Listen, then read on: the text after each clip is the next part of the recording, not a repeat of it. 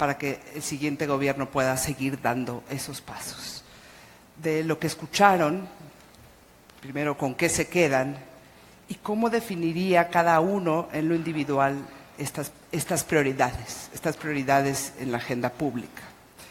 Me gustaría que cada uno de ustedes se tomara 8 minutos para hablar de ello, y me gustaría empezar por Ricardo.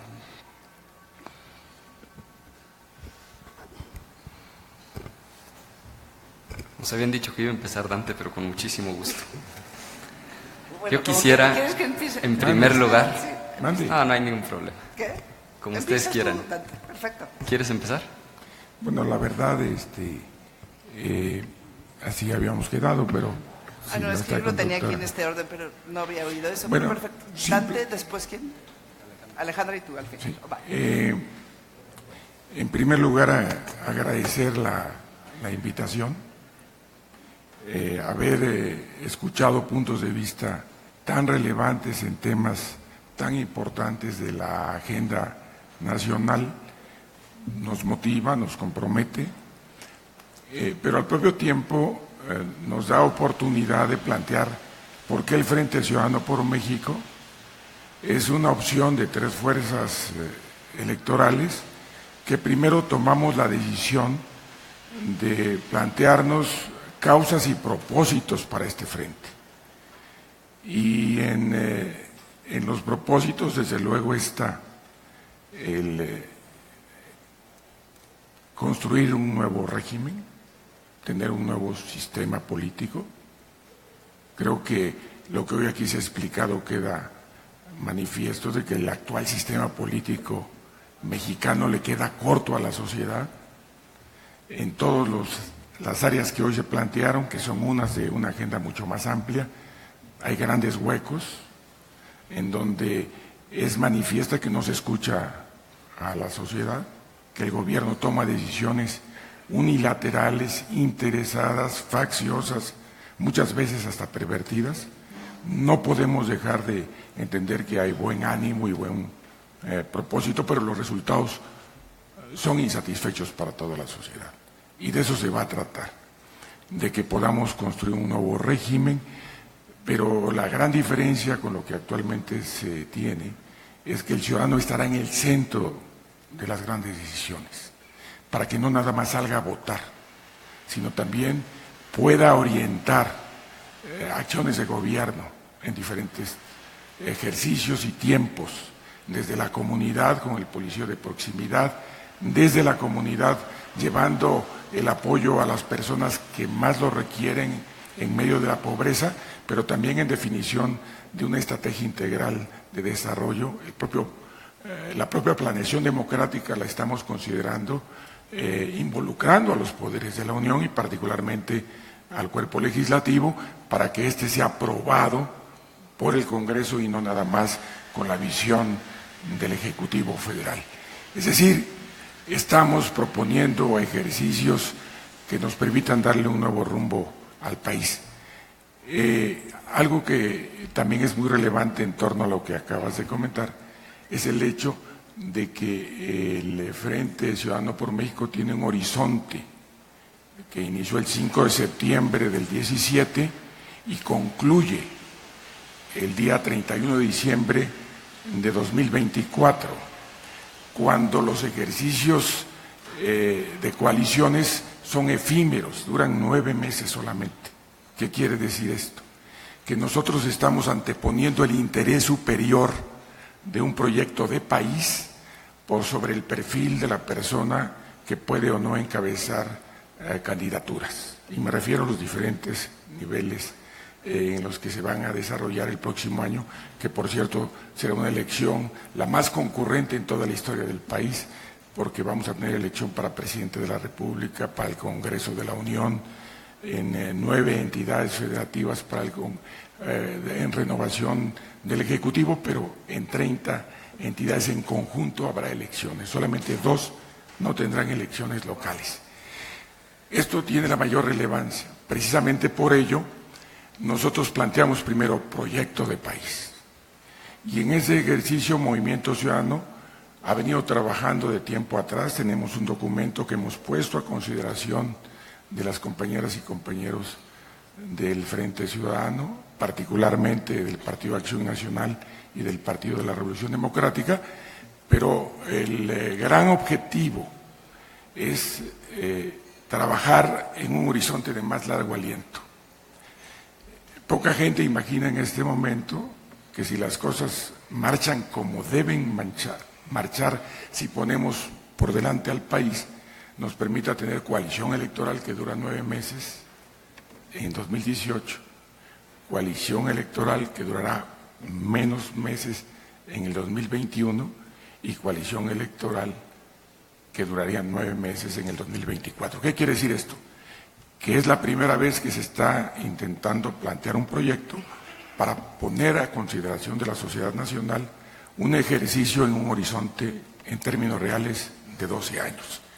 Eso hasta este momento no se ha advertido por muchas personas y qué bueno que la pregunta hoy nos da la oportunidad de plantearlo de cara a los ciudadanos. Por eso, Ciudadanos Opinan es un ejercicio que agradecemos, que hemos venido trabajando aisladamente a través de nuestras fundaciones. Movimiento Ciudadano ha trabajado con la Fundación Lázaro Cárdenas, con la Fundación Javier Barros Sierra, ha tenido la organización de más de 15 talleres con expertas y expertos en diferentes temas y adicionalmente ha tenido reuniones con empresarios, con académicos y hoy a través de este ejercicio al que nos hemos comprometido formalmente a participar, al menos en otras 5 sedes, queremos escuchar la voz autorizada de personas especialistas que tienen mucho que aportar en la definición de un nuevo proyecto de país. En razón de eso, agradecemos esta invitación y me siento muy comprometido a nombre del Movimiento Ciudadano.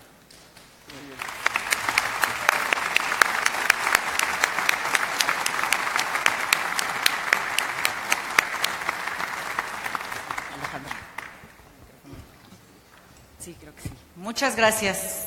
Muy agradecida.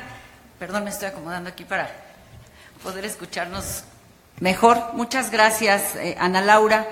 Agradecida con todas estas organizaciones que el día de hoy nos dan esta enorme oportunidad de hacer realidad algo que para nosotros era fundamental para verdaderamente darle este carácter de ciudadano a este esfuerzo que hemos venido impulsando y que hoy se conoce como el Frente Ciudadano por México.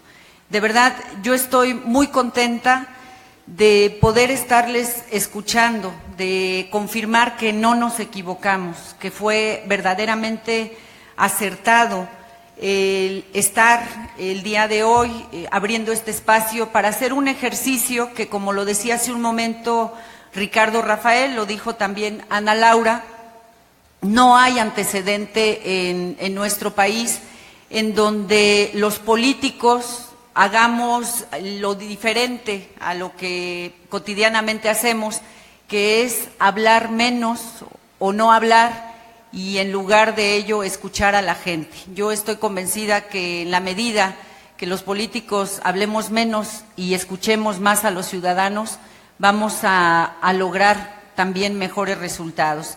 Esto es muy afortunado porque nos permite confirmar, nos permite escuchar de la propia ciudadanía sus visiones, su experiencia, sus preocupaciones y digo que es acertado porque como seguramente todos ustedes lo escucharon el día de hoy, es increíble la experiencia, la información, la vivencia que tienen todos estos ciudadanos a través del trabajo organizado que han venido realizando y tienen un diagnóstico muy certero de lo que está pasando en nuestro país. Nos lo dijeron hace un momento a la hora de hablar de la educación, a la hora de hablar del crecimiento económico, lo que tiene que ver con el desarrollo urbano, la reconstrucción urbana del país, lo que tiene que ver con un tema fundamental, seguridad y combate a la corrupción.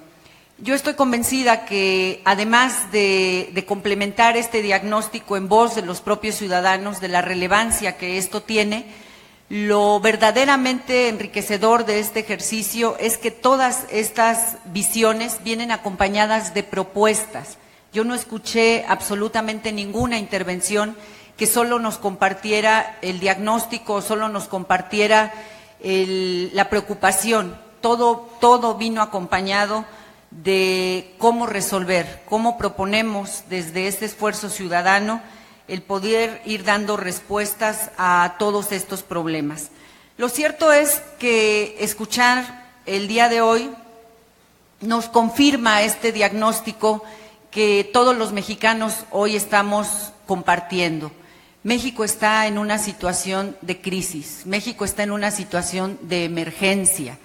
Y eso es muy importante reconocerlo, porque a nosotros nos ayuda a explicar cómo es posible, como todavía hoy muchos lo dicen sorprendidos, que se junten el agua y el aceite, que se junten los partidos de diferentes ideologías y que nos presenten una propuesta. Solamente tenemos que revisar, solamente tenemos que escuchar, como lo oímos hace un momento en voces de Carlos Cruz, por ejemplo, que nos dijo de una manera muy real, muy cierta lo que se está viviendo en muchos lugares de este país. Solamente tenemos que revisar ese diagnóstico para entender cómo sí es posible que los distintos nos podamos unir para tratar de buscar una salida a lo que hoy está viviendo nuestro país. Ante este diagnóstico, yo lo digo convencida, yo veo dos alternativas que tenemos, sobre todo los que estamos en política, pero creo que también los ciudadanos en general. Una primera opción es la de acomodarnos para seguir administrándonos en la crisis.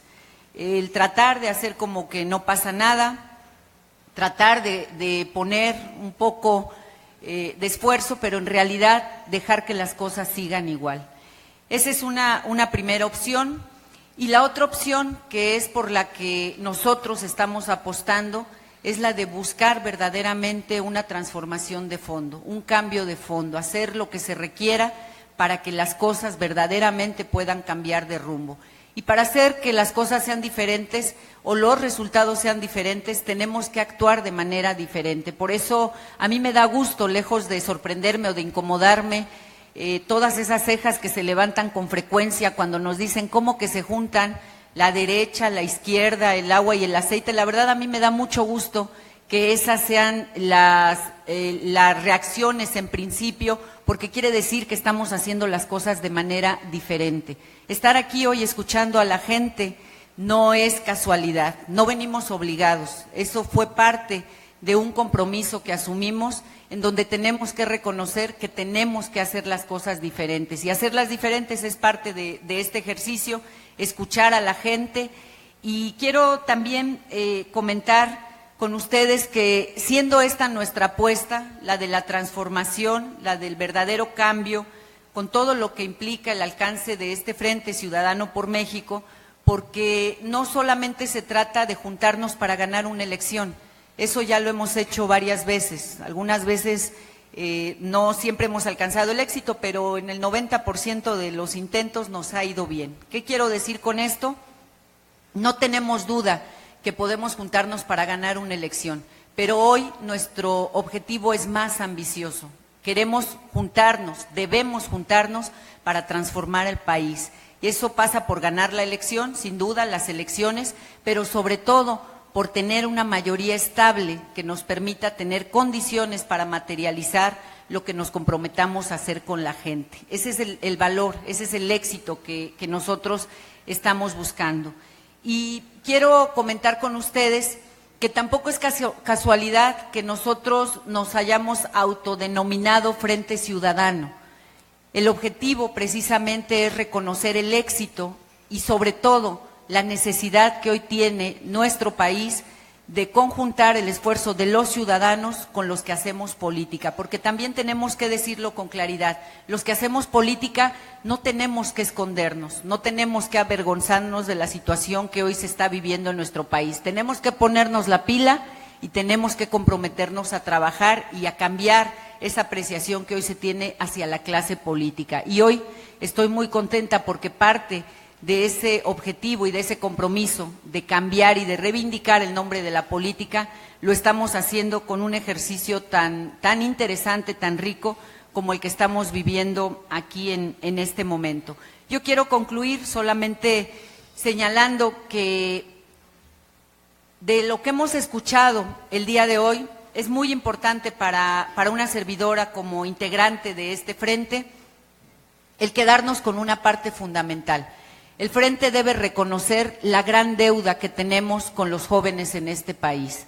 El frente tiene que asumir ese compromiso porque es ahí donde va a estar el verdadero cambio de rumbo en nuestro país. El frente asume esa deuda, pero más importante, el frente asume el compromiso de empezar a pagar esa deuda con los jóvenes de nuestro país. Muchas gracias, Ana Laura.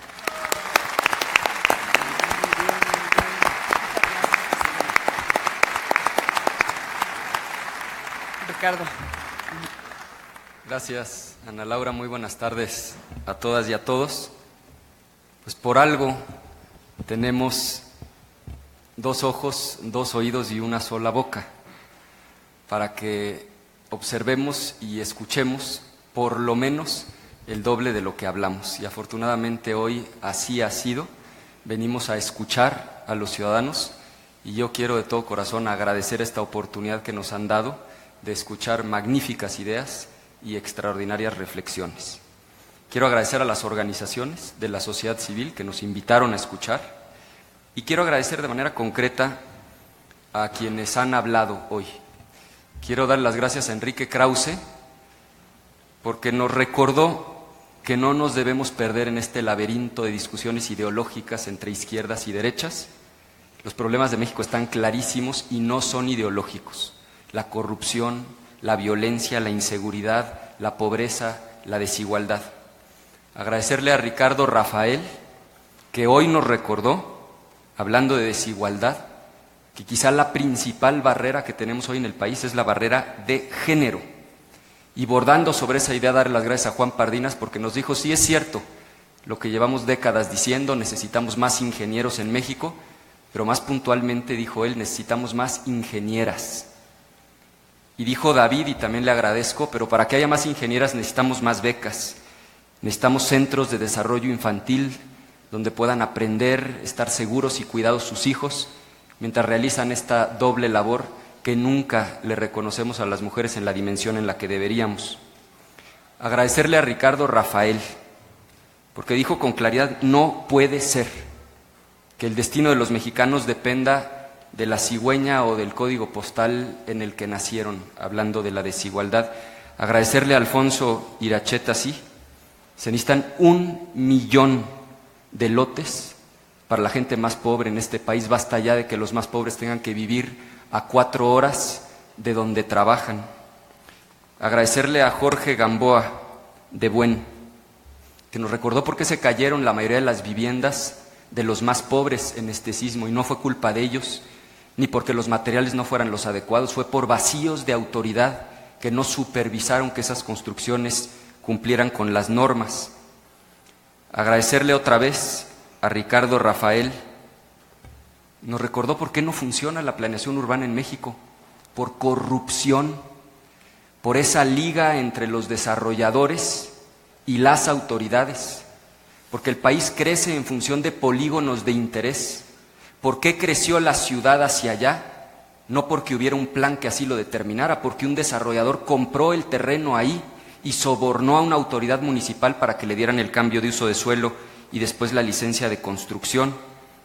Agradecerle también a Alfonso, que nos reprocha, y con toda razón, que sigamos construyendo autopistas segundos pisos de cuota en lugar de sistemas de transporte masivo para las mayorías. Y yo agregaría, y además, concesionándolos a empresas corruptas, ahí está el caso específico de OHL, que después financian las campañas. A Ricardo Rafael, que nos exigió, y tiene toda la razón, que repitamos este ejercicio en todo el país, porque México no se resuelve solo desde la Ciudad de México. A ti, Ana Laura, por exigirnos y preguntarnos cómo vamos a diseñar esa fiscalía, para que no administre políticamente la justicia, para que verdaderamente la procure de manera absolutamente imparcial, autónoma. Tienes razón. Esos casos tan emblemáticos de políticos que hoy están en la cárcel son en el fondo propaganda política. Se sigue administrando la justicia de manera absolutamente selectiva y con criterios políticos, y a Carlos Cruz de manera muy especial tiene toda la razón. Nosotros somos los que le hemos fallado al ejército, encomendándole tareas que originalmente no le correspondían, ni desde el punto de vista de su preparación, ni mucho menos desde el punto de vista constitucional. Después de esos agradecimientos, y viendo que me quedan 4 minutos, contesto tu pregunta. Creo que hay 3 grandes prioridades, Ana Laura. Primero, el tema de la violencia. Un problema para diagnosticar, digamos, los niveles de violencia que se refleja en muchos delitos es siempre la cifra negra. Por eso hay un delito en particular que es pertinente monitorear, y es el de los homicidios, porque es donde menos cifra negra hay, por obvias razones, porque si no se denuncia un homicidio no se puede iniciar una sucesión. Lo más probable es que ni siquiera se pueda acceder a servicios funerarios, a seguros, al cambio del estado civil. Hay que monitorear ese delito para dimensionar el nivel de violencia en nuestro país. Dicen que exageramos cuando decimos que hoy en México estamos peor que nunca, pero lamentablemente es verdad. Los homicidios se miden de manera verdaderamente sistemática, ordenada, con un control centralizado en México desde hace 20 años. Nunca habíamos tenido un año con tantos homicidios como este año, 2017. Enero a julio, 14.204, inclusive por encima de los 13.517 de 2011, que es el pico de la guerra contra el crimen organizado en tiempos de Felipe Calderón. Sí estamos peor que nunca. Y tenemos que entender que si seguimos haciendo lo mismo, vamos a obtener los mismos resultados. Lo que estamos haciendo no funciona. En los últimos 11 años hemos triplicado el presupuesto destinado a estas labores, y los resultados en cifras oficiales están a la vista. Lejos de resolver el problema, estamos peor que nunca. La guerra no va a ser el camino para recuperar la paz. Segundo, en materia económica, reconozcámoslo, la mitad de la población en México sigue viviendo en la pobreza. Décadas de programas sociales y no hemos podido abatir la pobreza. Francamente, no ha habido avances significativos. Y es muy preocupante la desigualdad creciente. Éramos hasta hace poco el segundo país más desigual de la OCDE. Ya no existe un país más desigual que México en toda la OCDE. Y claro, eso tiene que ver, entre muchas otras cosas, con la precarización del salario. La gente en México no gana lo suficiente. Ahora que lo vino a decir Trudeau, lo tiene que venir a decir alguien de fuera para que lo escuchemos con atención. Tiene toda la razón. Cuando empezó este sexenio ya teníamos un problema. El 44% de la gente ganaba menos de 160 pesos al día. Pero este problema se viene incrementando año con año. Hoy ya es prácticamente el 50% de la gente en México la que tiene ingresos por menos de 160 pesos al día. ¿Qué familia puede vivir dignamente con 160 pesos al día? Y por supuesto un tema del que nos tenemos que hacer cargo, el salario mínimo. Otra vez, de toda la OCDE tenemos el salario mínimo más bajo. Pero no solo eso, el país que le sigue, que es Estonia, tiene un salario mínimo 300% más alto que el de México. ¿Cómo no nos damos cuenta de que ahí hay un error estructural que tenemos necesariamente que corregir? Hoy hemos escuchado propuestas interesantísimas para promover el crecimiento económico, para abatir la pobreza y para abatir la desigualdad. Y finalmente, el tema de la última mesa, el tema de la corrupción, no es un problema cultural, como en su momento dijo el presidente, es un problema institucional. Hay un diseño equivocado que promueve la impunidad y que permite que la justicia en México se aplique de manera selectiva y con criterios políticos. Ahí está el caso de la estafa maestra, el caso de Odebrecht. ¿Y qué pasa? No pasa nada. La estafa maestra documentó contratos irregulares por más de 7,000 millones de pesos y no pasa nada. Y otra vez, si no queremos observar las cifras nacionales, veamos las de organismos internacionales. Acaba de publicar Transparencia Internacional el barómetro que mide percepción de corrupción en toda América Latina y el Caribe. ¿Qué lugar ocupa hoy México? Lo acaban de publicar. Primer lugar en toda América Latina y el Caribe. Termino esta primera intervención como empecé, dándole las gracias a los ciudadanos que nos convocaron y dándoles las gracias a quienes hoy hicieron uso de la voz y nos permitieron escuchar voces autorizadas, propuestas concretas, soluciones específicas. Yo estoy convencido, este frente, con los ciudadanos al frente, y esto segundo lo subrayo, tiene todas las condiciones para ganar la elección en 2018 y lograr la transformación profunda que hoy le urge a nuestro país. Muchas gracias.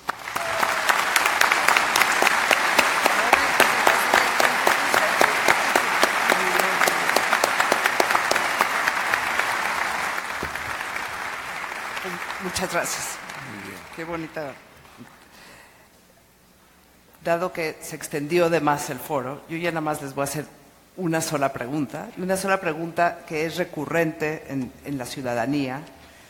¿Y cómo se llena de contenido la idea de que el Frente va a promover un cambio de régimen? ¿Y cómo reivindicar a la política en este cambio de régimen? Bueno, en primer lugar, debemos de advertir que una de las grandes déficits que tiene la democracia en México pues es la cultura democrática, la participación de la ciudadanía.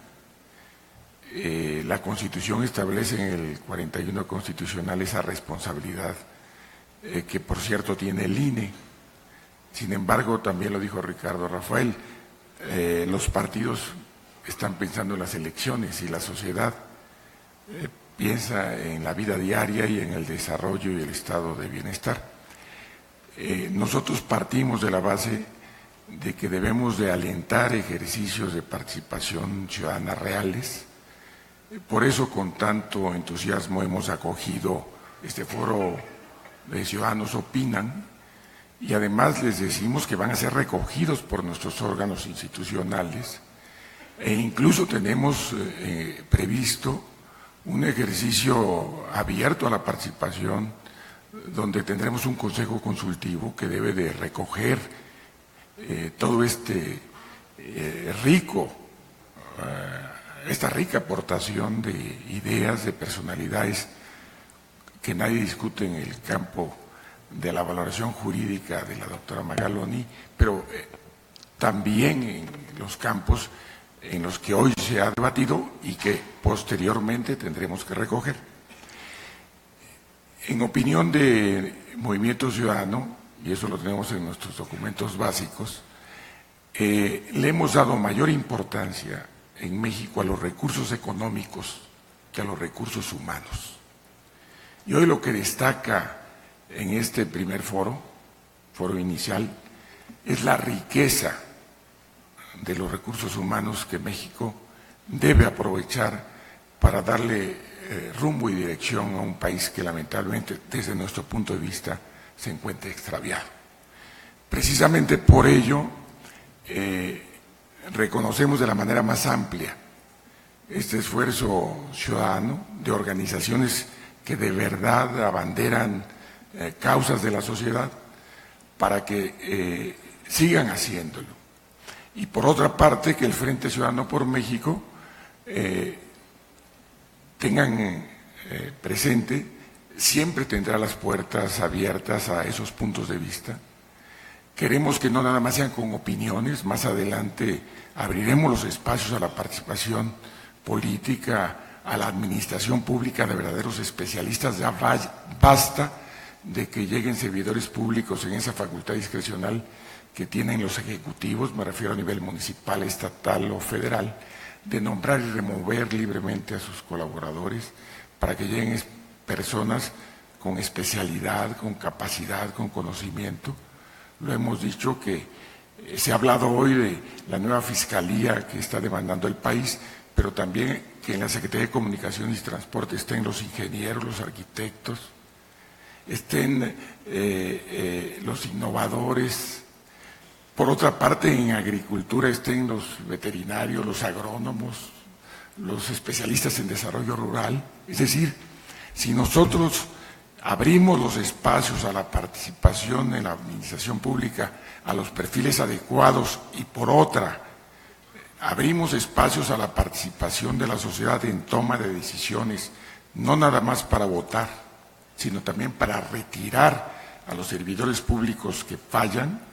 Si tenemos como una de las grandes premisas de este proyecto eliminar el fuero para que todos seamos iguales ante la ley y se aplique el Estado de Derecho sin abuso de poder ni impunidad, claro que vamos a combatir la corrupción, pero lo vamos a hacer de una manera natural, no artificial, no mediática.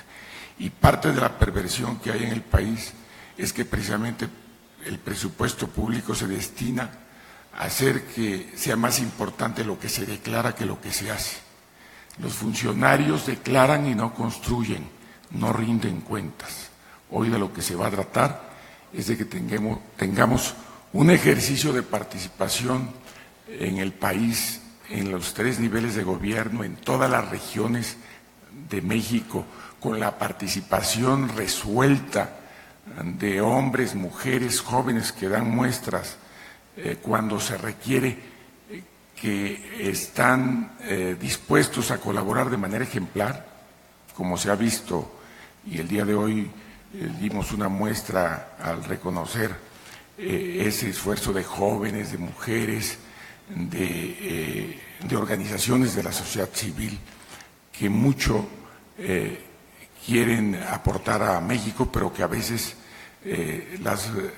los diques, las burocracias frenan e inhiben esa iniciativa. Es decir, ha llegado el momento de aligerar cargas. Aquí, por cierto, un punto en el que no coincidía, decían, es que tenemos un gobierno que se ha empequeñecido. No, tenemos un gobierno que ha crecido, tiene más organismos autónomos, un INE que se volvió una estructura burocrática enorme, pesadísima. Tenemos, se dijo aquí, comisiones de derechos humanos que han crecido exponencialmente y que, por cierto, están al servicio de las estructuras institucionales de poder público. Necesitamos, por el contrario, aligerar las cargas, abrir los espacios, abrir las puertas reales de la toma de decisiones a los ciudadanos. Y esto sí es posible lograrlo y lo vamos a procurar construir con la aportación de esfuerzos como el que hoy Ciudadanos Opinan está realizando, y adicionalmente lo vamos a poder llevar adelante porque hay esa convicción de que primero un proyecto de país y después la construcción de candidaturas, por relevantes que éstas sean.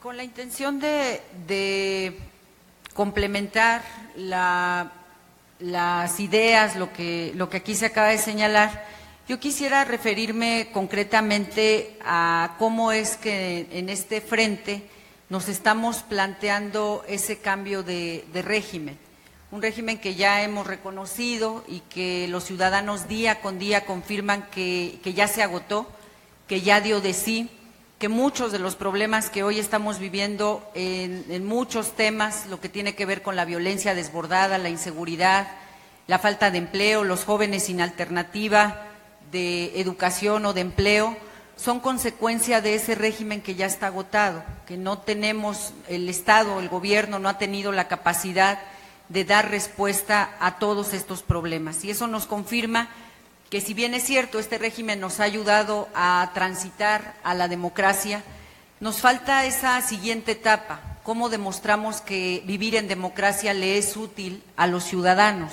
porque está muy bien que tengamos derecho a votar, pero de nada sirve que los ciudadanos voten, que puedan cambiar a sus gobernantes, pero que su situación no cambie. Eso no nos garantiza que estamos demostrando que la democracia o que vivir en democracia le es útil a los ciudadanos. Y si no logramos demostrar que vivir en democracia le es benéfico a los ciudadanos, corremos un grave riesgo, porque muchos de los que estamos aquí hemos escuchado cómo de repente las tentaciones de regresar al autoritarismo se convierten para muchos en una alternativa. Cuando vemos, insisto, esta inseguridad y esta violencia desbordada, regresa esa tentación de voltear a ver el autoritarismo como una alternativa.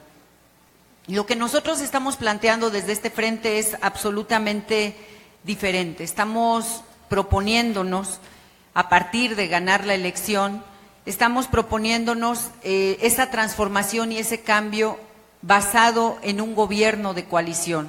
Estamos buscando trascender del presidencialismo al gobierno de coalición, una posibilidad que está ya inscrita, que ya está plasmada en nuestra Constitución, pero que estamos en la posibilidad de ir a esa siguiente etapa, que es la de las leyes reglamentarias y, sobre todo, lo más importante, poder materializarla. Por eso es relevante, por eso el éxito, la riqueza de este Frente Ciudadano es la capacidad que tiene de poder conformar una mayoría estable, una mayoría que le permita ir adelante con este gobierno de coalición, pero también desde los congresos tener la capacidad para poder llevar adelante todos estos planteamientos y todas estas propuestas, esa visión de país que nos estamos planteando. Y lo digo porque hemos escuchado durante muchos años que en campañas muchos políticos, muchos candidatos prometen una serie de cuestiones que después, que siempre saben que no lo van a poder cumplir, pero que suena bien en campaña, y que cuando llegan a gobierno, pues la salida es muy sencilla: no tengo la mayoría en el Congreso, no son gente que sea de mi partido, no lo puedo hacer, no me dan el recurso, y la lista de pretextos es larga. Nosotros queremos dejar eso atrás, por eso es importante esta mayoría estable, esta mayoría suficiente que nos permita materializar estos cambios. Y en esa idea nosotros hemos reconocido la importancia de que existan figuras diferentes, innovadoras, pues, en nuestra forma de hacer gobierno, en nuestra forma de organizarnos políticamente, y ahí reconocemos la importancia de una figura que nosotros identificamos en principio como un posible jefe o jefa de gabinete, que nosotros identifiquemos que pertenezca a la hora de ir a la conformación de ese gobierno de coalición a un partido diferente al partido del cual provenga el presidente o presidenta, quien esté gobernando a este país, y en donde planteamos que quienes estén presidiendo las cámaras, ambas cámaras, tengan una duración también estable, que duren el trayecto que dura la legislatura. Lo que hoy tenemos son presidentas que cambian cada 6 meses en algunos casos. Hay congresos locales incluso donde las presidencias cambian cada mes, y toda la inestabilidad que esto genera, pues también nos la podemos imaginar. Es parte de las figuras, los ejercicios que hemos trabajado, que hemos platicado también, lo que tiene que ver con un gabinete conformado por especialistas, un gabinete ratificado por un Congreso, el cambio que esto implicaría en la forma de hacer política, implementar políticas públicas en nuestro país, pensamos que también puede ser una gran oportunidad. Y una parte fundamental con la que nosotros apostamos a este cambio de régimen, Ana Laura, tiene que ver con garantizar la participación de los ciudadanos, pero no solamente de discurso. Lo decimos, por supuesto, con el interés de seguir con este tipo de ejercicios, que además aprovecho para hacer un comercial, aprovechando a los amigos de los medios de comunicación, el reiterar la invitación para que los ciudadanos organizados, los ciudadanos de diferentes entidades de la República, nos convoquen, como hoy se organizaron estas agrupaciones que hoy se conjuntan en Ciudadanos Opinan, que nos lleven a diferentes lugares de la República. Nuestro propósito es estar próximamente en Jalisco, queremos estar en Nuevo León, queremos estar en Mérida, en Tijuana, en diferentes lugares donde la gente nos llame con las modalidades que consideren pertinentes para seguir enriqueciendo esta posibilidad de escuchar a la gente. Concluyo solamente señalando que el cambio también importante para lograr esta reforma, esta forma diferente de organizarnos como país, va a estar basada en garantizar la participación de la gente de manera institucional. Tenemos que apostarle a la participación ciudadana, a las leyes de participación ciudadana, y tenemos que apostarle también a esta planeación participativa que hoy más que nunca se confirma que tiene todo el sentido escuchando el día de hoy a los ciudadanos. Muchas gracias.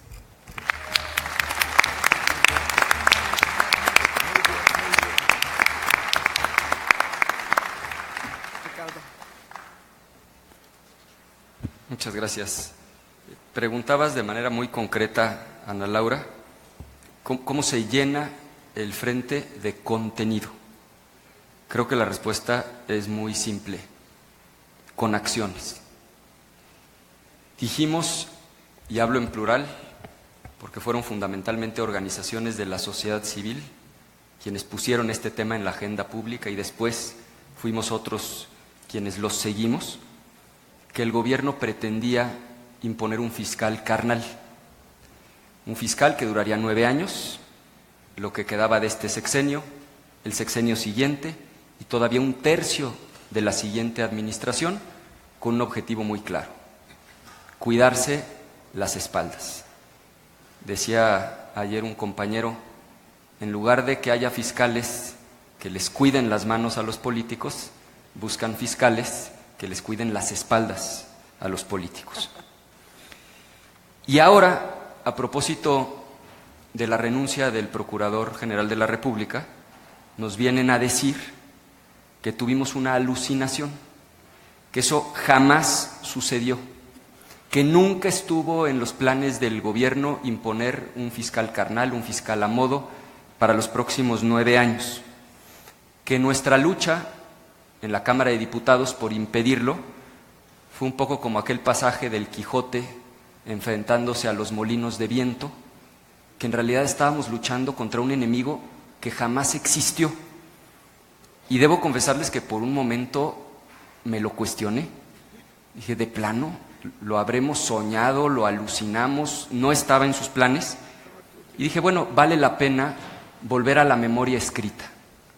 Y muy rápido encontré, hay muchísimas, esta nota del 29 de agosto de este año, en donde la cabeza, es una nota del Financiero, dice: todo el respaldo del PRI a Raúl Cervantes para que sea fiscal general. 2 puntos, PRI.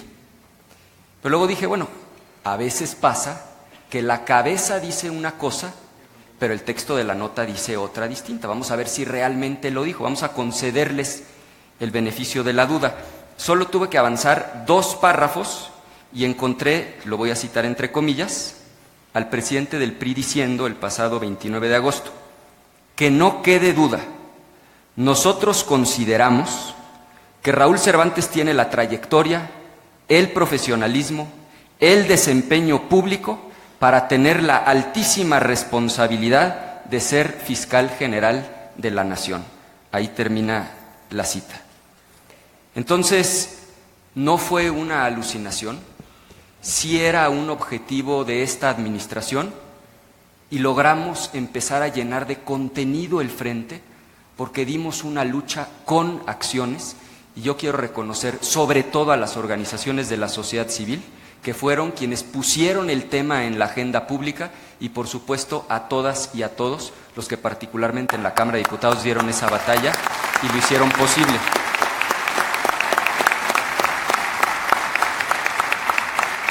Segundo, estoy convencido de que si verdaderamente ciudadanizamos el frente como hoy lo estamos haciendo, tenemos todo para ganar y los partidos tenemos mucho que aportar. Hoy, los 3 partidos que integran el Frente gobernamos 16 estados del país, prácticamente el 50% de la población nacional. Más de 800 municipios que también concentran casi el 50% de toda la población nacional. 16 capitales, la mayoría de los congresos estatales con mayoría también. Ahí está la encuesta de Buendía, la más reciente, en vivienda. El Frente Ciudadano por México en primer lugar en las preferencias electorales. Claro que el gobierno le tiene miedo a este frente. Y por eso tantos ataques a las organizaciones de la sociedad civil y a quienes participamos en este frente. En mi caso en particular, que es lo de menos, me han dedicado 23 primeras planas en el periódico El Universal, lo cual hasta cierto punto es lo de menos. El problema es que de esas 23 primeras planas, plagadas de puras mentiras, se han derivado hasta hoy 1,283 notas que reproducen esas mentiras que el gobierno plasma en un documento y le entrega al Universal para que el Universal lo publique. Pero lo que no entienden los que han emprendido esta campaña en contra del Frente es que a nosotros nos mueven otras causas, de otra dimensión, de otro orden de magnitud. Ayer en la noche platicaba con mi esposa, porque además saben dónde pegar, pegan en donde más nos duele, en la familia. Y claro, los niños preguntan, los papás, las mamás se inquietan, y yo le decía ayer a mi esposa, no tengas duda de que vale la pena esta lucha por transformar al país. Vale la pena esta lucha porque se conozca la verdad, como dice el poeta aquí paisano de Dante Díaz Mirón, esa verdad austera y sola que brilla como el silencio de una estrella por encima del ruido de una ola. Vale la pena luchar con generosidad, como decía Basabe en Chihuahua. En tiempos ordinarios la pregunta es, ¿qué nos va a tocar a cada quien? En tiempos extraordinarios como este, la pregunta es, ¿qué nos corresponde aportar a cada cual? Y finalmente, vale la pena la lucha con esperanza. Como decía González Luna, cuando la esperanza se vuelve invencible, la victoria final está asegurada. Muchas gracias.